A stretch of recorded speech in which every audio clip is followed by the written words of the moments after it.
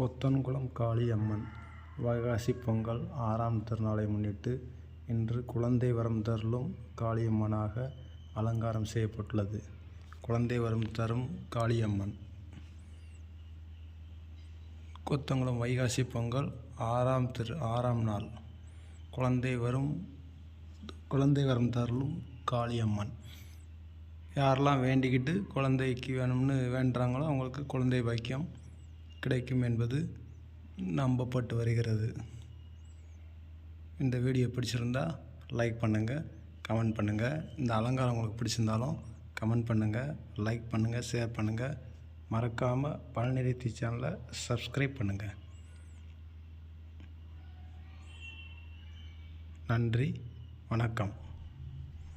அம்மன் அலங்காரம் எப்படி இருக்கும் பாருங்கள். பூத்தோரணையில் அப்படியே குழந்தைய கையில் வச்சுக்கிட்டு இருக்க மணிக்கு இருக்குது.